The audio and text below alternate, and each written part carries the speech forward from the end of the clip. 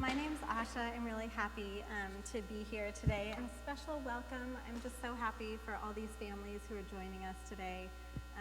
Congratulations to you, families of graduates, too, because I know it has been a journey for the graduates themselves, and it's also been a journey for you, the families. And so congratulations, and also just thank you. Thank you for letting us share in the lives of these precious people for the time that they've been with us.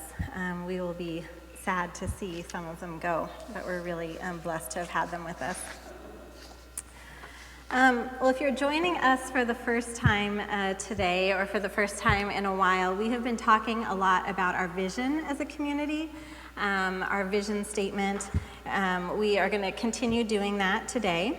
Specifically, you're on, you're waiting. Specifically, the part of our vision that says, are you ready for it? We are a community that chooses empathy and sacrificial service, especially for those on the margins. That we want to be, the Elm City Vineyard wants to be a community that chooses empathy and sacrificial service, especially for those on the margins. But before I dive into that, I have a poem to read to you that my daughter wrote this week. When you get me teaching, I bring up pictures, poems, stories, because it's just part of my life. I have 3 little girls, ages 9, 7, and 3. And every once in a while they write something, and then I say, hey, can I use that in my sermon? And they let me do it. So this is a poem entitled Work. And so I thought it would be especially appropriate for the graduates among us today because, you know, you're going to be looking for work, right? Okay, so let's see what this says. This is called Work. I can't remember exactly what the context was when my dear daughter wrote this. This is how it goes. Work. Sometimes you say to Mom, I want work. She says, fine. She gives you a list of things. Then you say, actually, no thank you.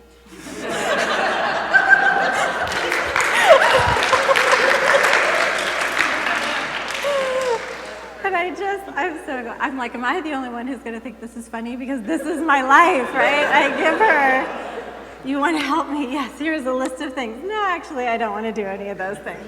Okay.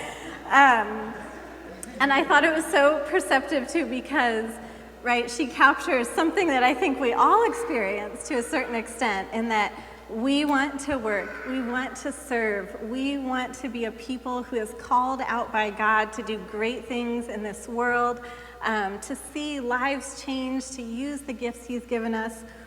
And then I think sometimes when we see what's actually involved, right, we're kind of like my daughter. We're kind of like, actually, no thank you.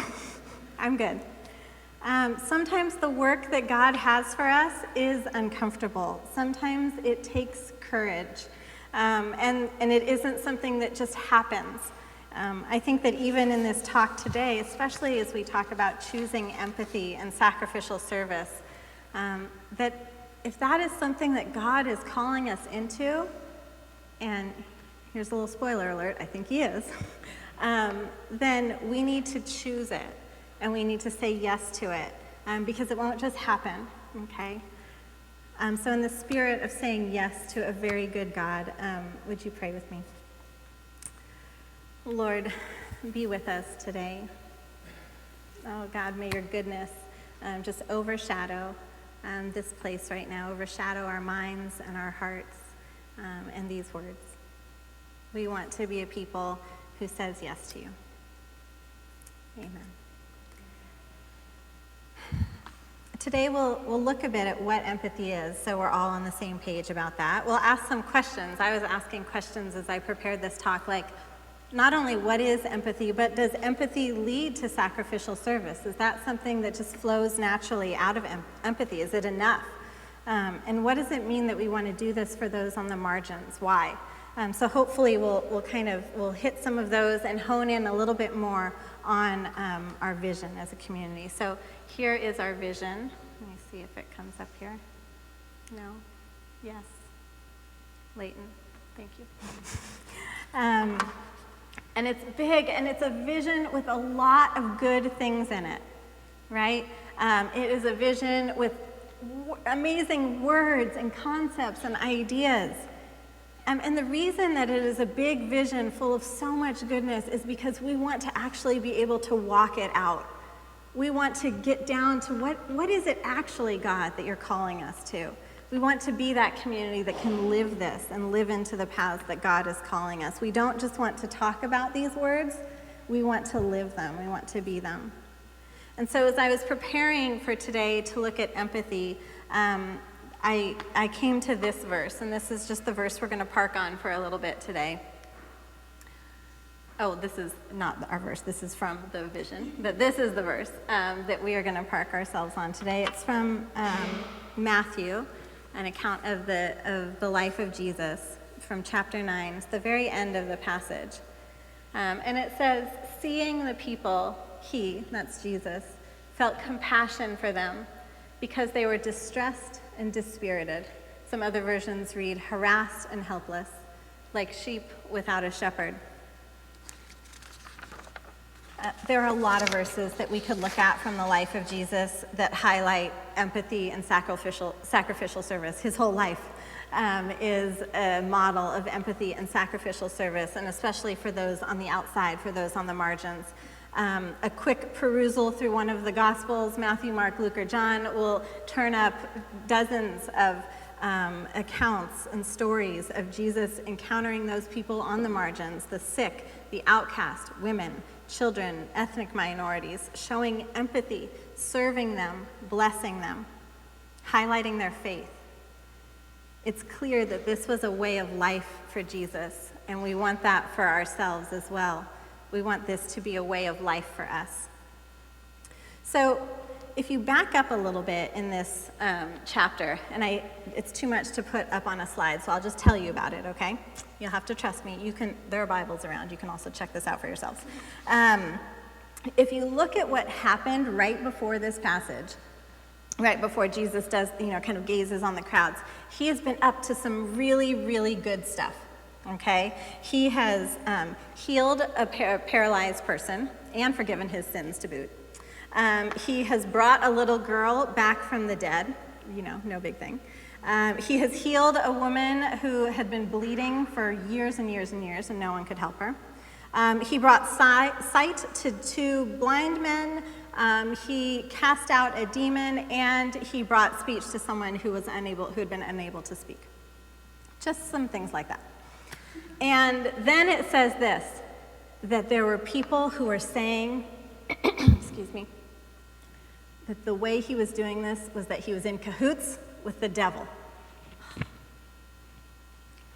That he wasn't good at all. He didn't really care about people. That he was evil. I mean, right, if you're in cahoots with the devil, you haven't got really any good intentions there, right? And I think it's easy for us to kind of condemn folks like that, but when I read this, I thought, oh geez, sometimes I'm like that. Like sometimes I have a critical heart and I can't receive even the goodness that's in front of me. It's a scarcity of heart, I think, that can't even rejoice in goodness or celebrate with what is right. But Jesus knows this.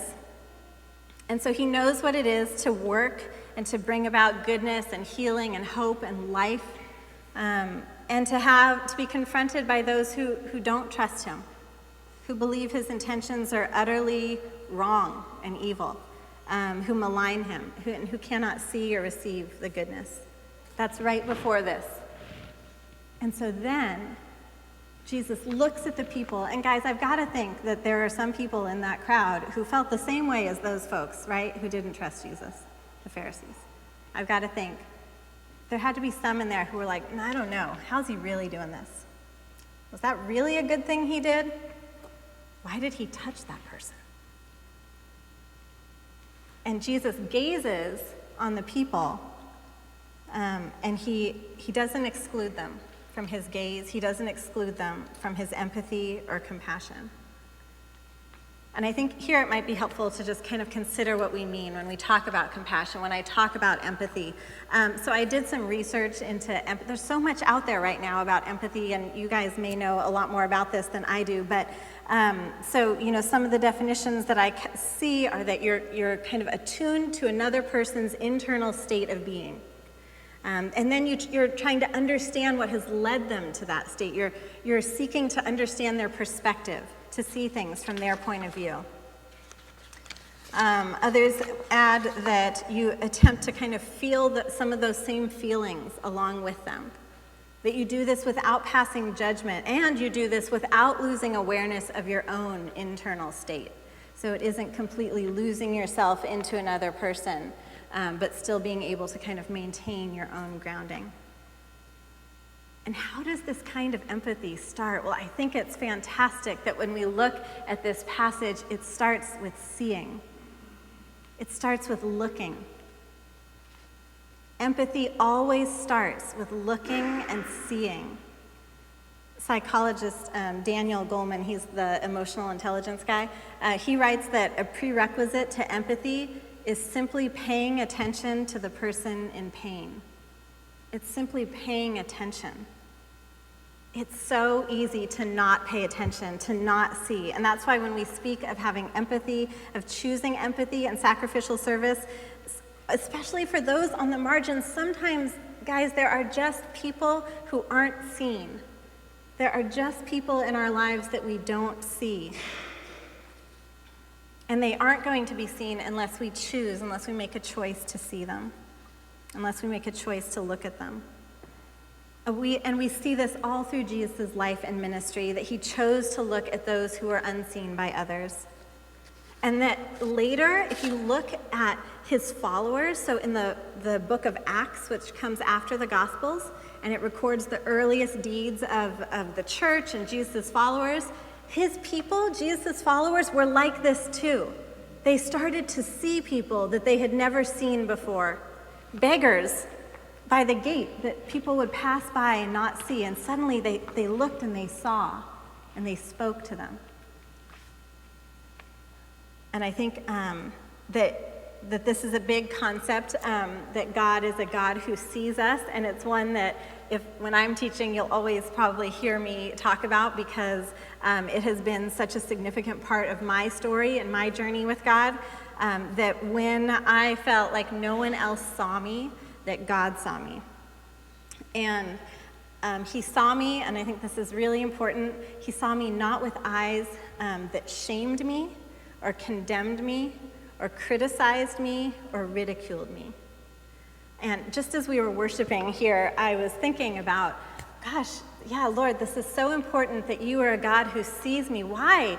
Why do I think this? And all of a sudden, all these memories came to my mind of times when people saw me, when they looked at me real close, and all they found was fault. God is not like that. Our God is not like that. If that is an experience that you have had when someone has looked at you, has gazed at you deep down, and what they have found, what they have done is criticized. You have come up lacking. You have been not good enough. This could be better. That is not how God sees us. And so I just want to say that. It is a good thing that when God's gaze is upon us, yes, he sees our weaknesses, he sees our imperfections, he sees the places where we are broken, but it's like his gaze goes so much deeper than that, right? His gaze goes to the core of who we are. His gaze goes to all that he has loved and created in us.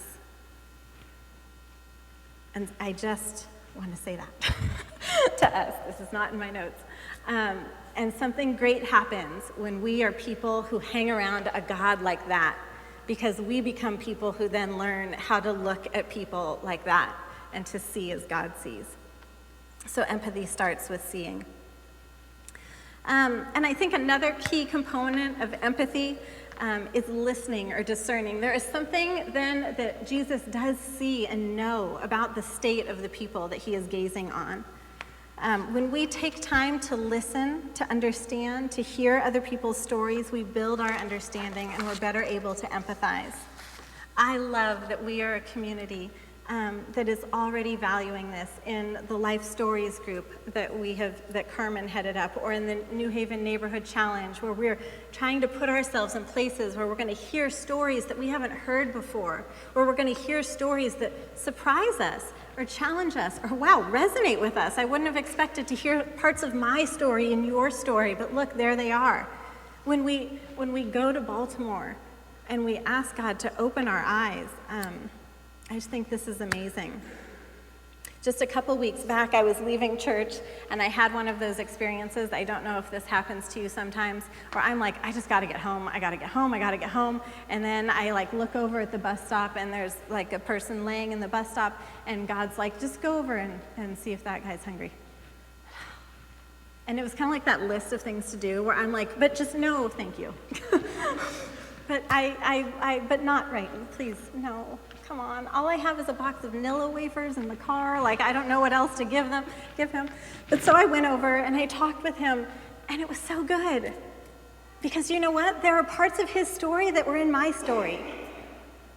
Parts of what he was dealing with, that he was suffering through, feeling ashamed. His family, he had to be on assistance, on state assistance. I said, you know what? My family has had to do that too. I get it. It's okay. It mattered. It mattered that I sat there and listened to him. I just sat with him for a while. At first, he didn't want to talk to me, and then, the story just comes flooding out because I'm a person who'll sit and I'll listen. So I wonder this, though.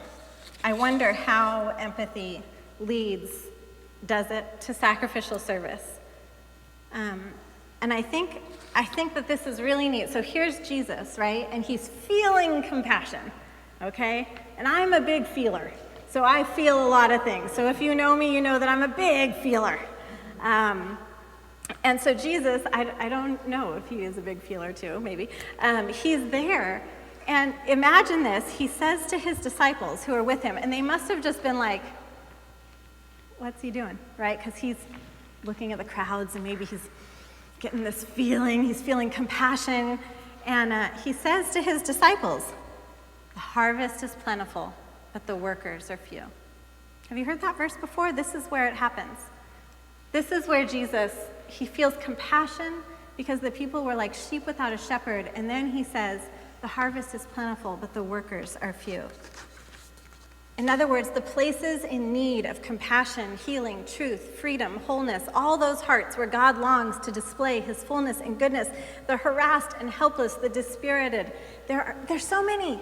There's so many places out there. The number is great, but there are few who are willing to enter. There are few who are willing to go in. And then he prays. Well, technically, he doesn't pray. He tells them to pray.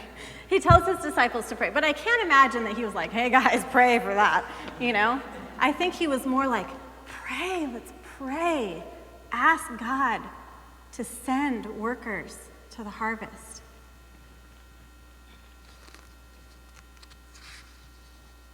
I think that this was a part of Jesus' ongoing dialogue when he encountered situations where he felt empathy for others, that he prayed. And I want to say that this is a huge first step, and because it is easy to be just plain overwhelmed by needs out there, by big feelings. It is easy just to be overwhelmed.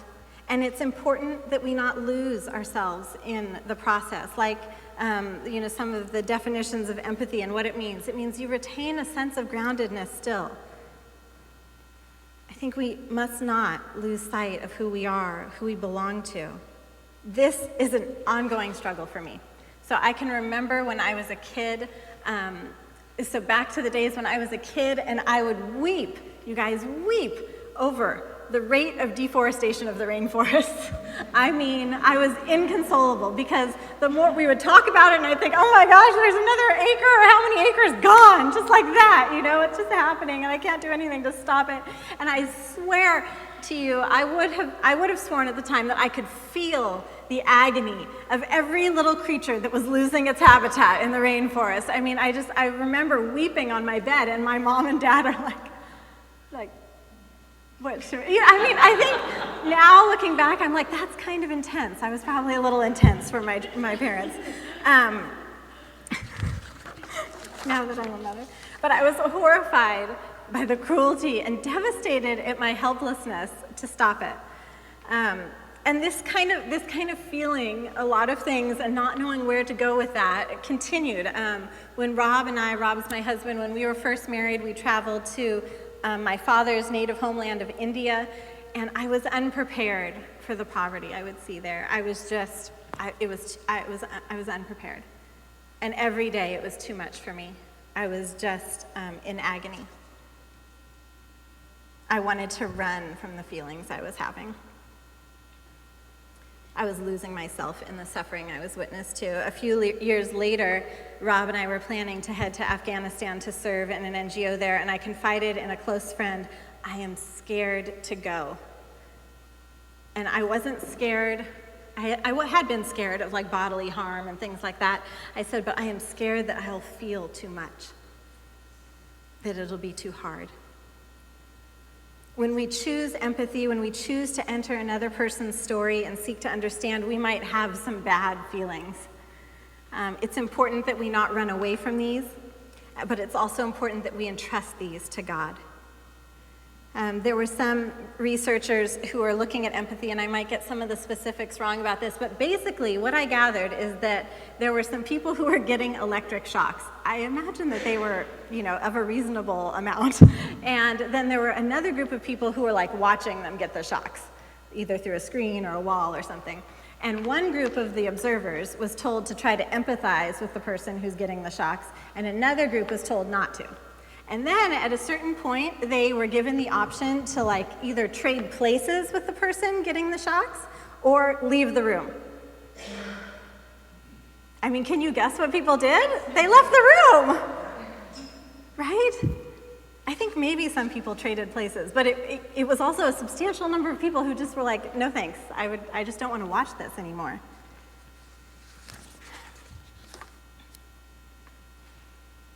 Sometimes we would just rather not deal with it. And that's why when we ask God to open our eyes, it's dangerous because we're going to see. But when we pray and ground ourselves in God, right, when we don't lose a sense of who we are, we have the strength and the courage to enter the harvest, to trade places, to serve sacrificially, to move on our empathy. I sometimes work as a doula, which is a person who helps women when they're in labor. And one of my biggest assets when I'm a doula is that I can feel with people. And so I can empathize with them, and I can feel it, and I'm in the moment. And it is not good if I lose myself, though, right? Because what I need to do is I need to say, yes, this is hard work. You can do this. Yes, this is hard work, but do you see what's happening? You're having a baby. Do you see that there's life coming into this world? It's to keep that overarching story that I know. I have to ground myself in that, because if I go into it and I go, oh, dang, this is a lot of work. We're screwed. I'm out of here. Right? I would be a very bad doula. Right? That isn't how we approach this, okay? It reminds me of when Tina preached a while back about when Jesus washed his disciples' feet, and it's written that knowing where he had come from and knowing where he was going, Jesus knelt down and washed his disciples' feet. That there was this sense he knew who he had entrusted himself to, and I think that is a key part when we want to be people who choose empathy. That we have entrusted ourselves to God, and so then we can kneel down with Jesus. He even washed the feet of the one who would betray him. So prayer grounds us in God. It keeps us from becoming overwhelmed. I think it helps us to entrust ourselves and others to God. I think it can do more. I think it directs us to appropriate action, so we're not just trying to manage other people's emotions or get rid of our bad feelings. But I want to see where this goes, right? So here, this is the end of Matthew 9, and I was looking at this verse, and I was like, okay, Jesus, that's great. So you prayed, and you prayed for this thing. Do you know what happens right after that? I'm not going to put all of chapter 10 up there, but chapter 10 starts with, so Jesus got his disciples together, and he sent them out. He did something. Matthew 10 picks up and says that Jesus summoned his 12 disciples, gave them authority over evil spirits, to cast them out, to heal every kind of disease and every kind of sickness. Apparently, when his disciples prayed, that God would send out workers into the harvest field, they made themselves willing to be the sent ones. And that's another thing that can happen when we take our empathy and our compassion to God, is that, look, we can be the sent ones. But then look what Jesus does for them too. He authorizes them and empowers them to go out and serve and to bless. But I do wonder, and other people wonder, if empathy really is enough to motivate us to action, especially when we might experience cost to ourselves. And for some of the people in those research studies, it wasn't. They had empathized with the person getting shocked, but they were still like, no, I am not going to do that. Why would I do that? No, I'm leaving the room. In one article on empathy I read, empathy is a fragile flower crushed by self-concern. The author was discussing the insufficiency of empathy to lead to action. And it's true, there's even research done, I read, on former Nazi soldiers who actually did feel empathy for their victims, who wept, but who nevertheless continued to torture and murder them. Their great empathy did not lead to acts of sacrificial service. They continued in the unthinkable. Maya Angelou once wrote, and I think I've got this right, I think we all have empathy. We may not have enough courage to display it. What keeps us from letting our empathy, our compassion move us to sacrificial service? And I think the answer, maybe there's a lot of things wrapped up in that for you, for me, but I think sometimes it just comes down to fear. Fear can keep us from sacrifice, right? Fear can really even keep us from empathizing in the first place. My husband Rob and I used to live in Istanbul, Turkey, which is the most beautiful city in the world, if you ever have a chance to go there. And we had gone there in part because of a call we felt from God to see Muslims, to hear them, to know their stories, to serve if we could, but to follow as Jesus was leading us. And the first neighborhood we lived in, it had all these stray cats all over. Sokak kedisi is how they're called in Turkish, street kitties. And I am the animal lover, remember? Okay, so this is bad news for me. I'm the one who wept over the rainforest deforestation, okay? So I can't watch Benji movies, it's bad. So I say to myself, when these adorable little kitties start wandering the street in front of our apartment, I say to myself, don't get involved, Asha. Right? Don't do it. It's just nothing but heartache, right? Pretend they aren't there. So I did. I'd pretend I didn't look at them. A friend of mine, she would talk about the cats. I'd say, no, I'm not talking about those cats. Don't tell me that they're cute. Don't tell me what's happening. Because I was so scared of caring for them. I was so scared of caring for them and then seeing them flattened by a truck the next day or stoned to death by our neighborhood kids, who weren't really bad. They were just a little misguided, okay? So I didn't pay attention. And little by little, one by one, the newborn batches of kitties would disappear, and I would spare myself some heartache. Fast forward a year and a half, and Rob and I are in a different apartment in Istanbul, and we hear one day the plaintive mewing of newborn kitties coming from the pit behind our apartment balcony. Yes, there was a pit behind our apartment. I won't go into that. But I didn't want to look. I didn't want to care. But have you ever tried to ignore that sound? The sound of the crying of it's like a newborn baby's cry. We're actually, we're hardwired to have to deal with it because it bothers us so much. And day and night, you guys, day and night, these kitties were crying. They had fallen into this pit and they couldn't get out. It was unbearable.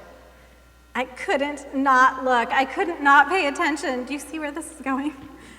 We still had a choice to make. And we knew that looking, feeling, caring was going to cost us something. It was risky. We might try to help these little critters, only to see them later carried off by the wild street dogs. I realize I'm making Istanbul sound not that great with all the wild animals on the streets, but it really is a great place, despite the street animals. Anyway, long story short, we rigged this elaborate rescue operation involving coat hangers and boxes and tuna and, just everything. It was very MacGyver-esque of us, okay? And we saved the cats. I mean, hooray for us, yeah? And then we had to save them several times over because they were stupid and they kept falling back into the pit. Oh my gosh. But we did go on to see them around the neighborhood, living, lives, and some of them didn't make it, and we cried when we didn't see them anymore, and then we rejoiced when one of them showed up again at the end of the block, missing an eyeball, but mostly still intact. But do you see, it was a story. This goes beyond the cats, okay?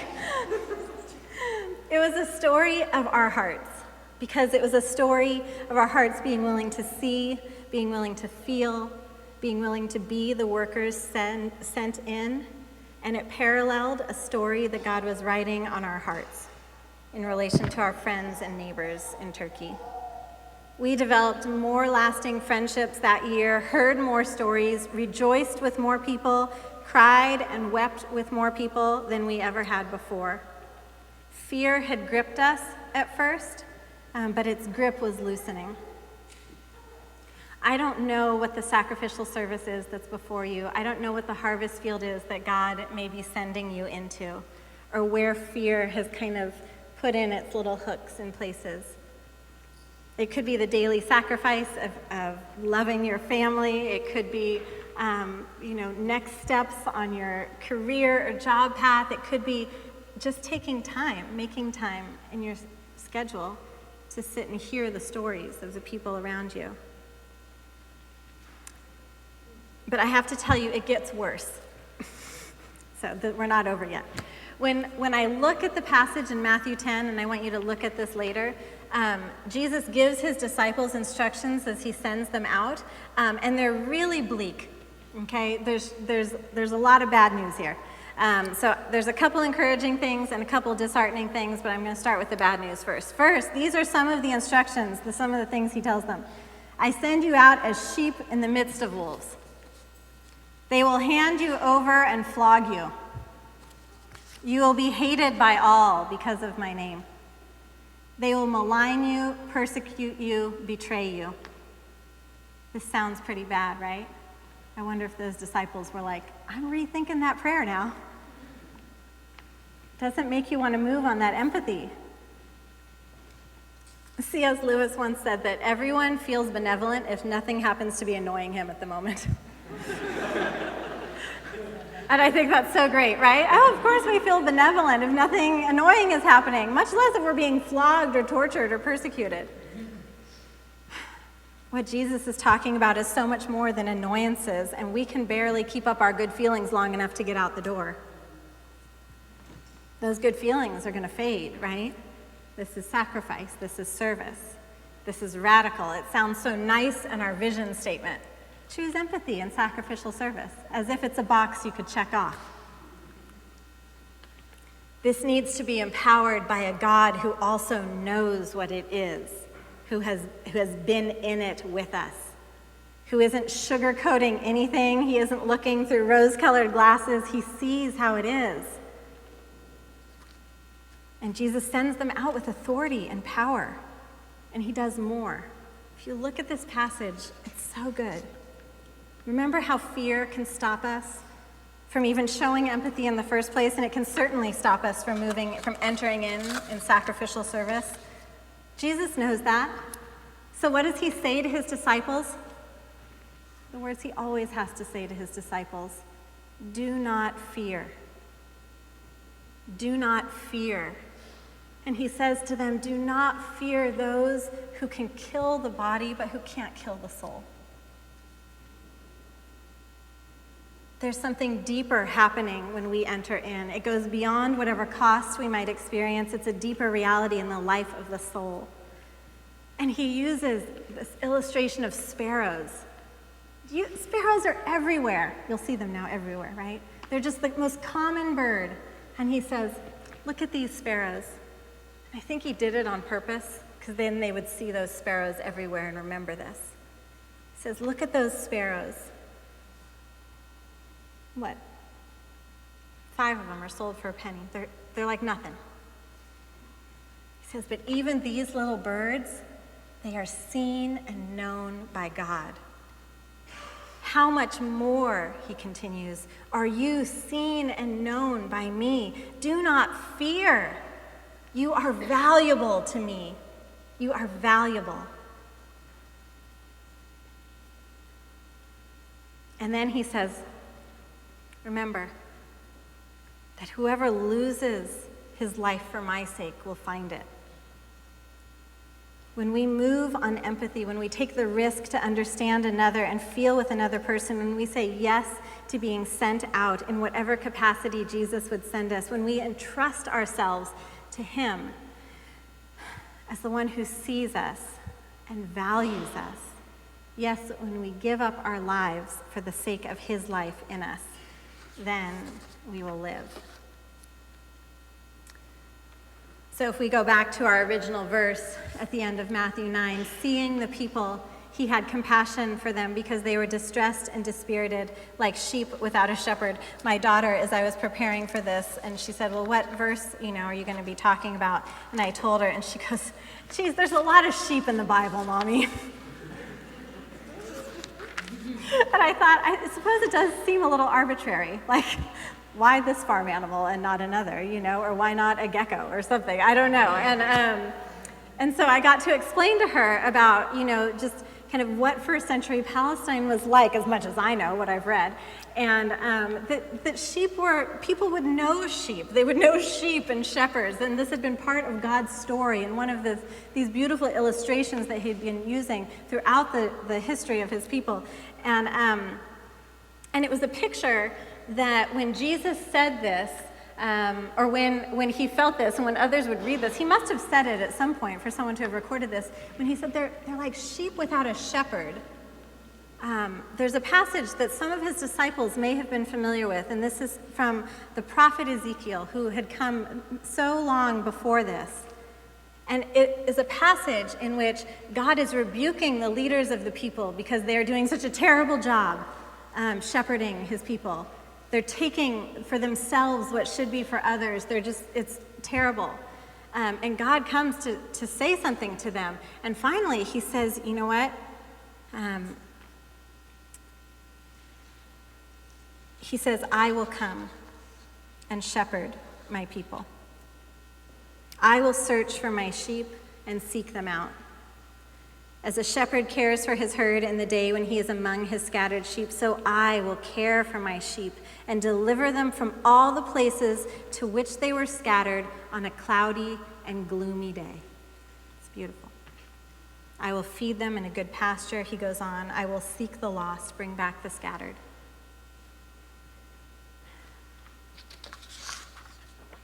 It's not that Jesus just looks out at them out there, and says, oh, they're like sheep without a shepherd. We are like sheep without a shepherd. We, too, are the sheep in need of our good shepherd. Jesus has shown us the greatest model of empathy and sacrificial service in his coming to dwell among us, God with us, and laying down his life for us.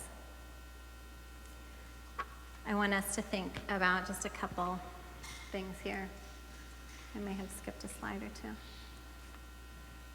Come on. Leighton, can you? Thanks.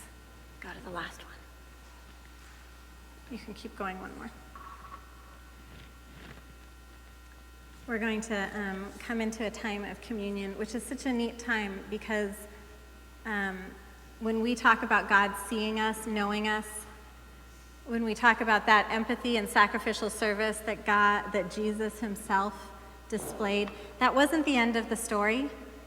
That sacrificial service of his giving his life It didn't end there. It ended with new life again when he was resurrected. And when we come into communion and we remember and we're thankful for his sacrifice. And it's also a way of saying, yes, I want that life of yours, Jesus, in me. I want that life of yours that wasn't afraid, or that if was afraid, had courage anyway. And I want us to be thinking about some of these things. Who are some people that are seldom seen in your life? Do you know their stories? Does fear keep you from empathy or from entering into sacrificial service? How can you take to heart Jesus' encouragements in Matthew 10? Go home and read it. There's some tough stuff he says there. This is not easy. This is not for the faint of heart. He does not sugarcoat it.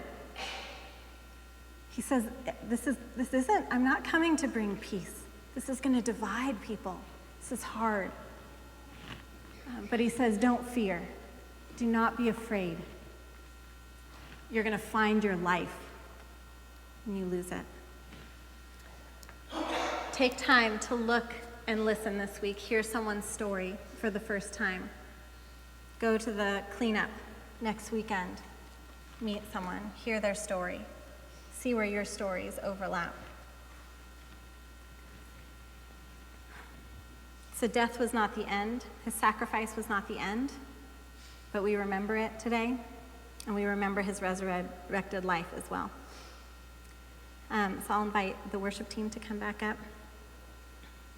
I'll also invite you, as they come up and begin playing, to feel free to come up and tear off a piece of the bread, which represents his body, and dip it in the juice, which represents his blood, and then to take it into your body, and in doing so, invite Jesus' presence and his life of empathy and his life of sacrifice into yours. As you do, you say yes to his life in you.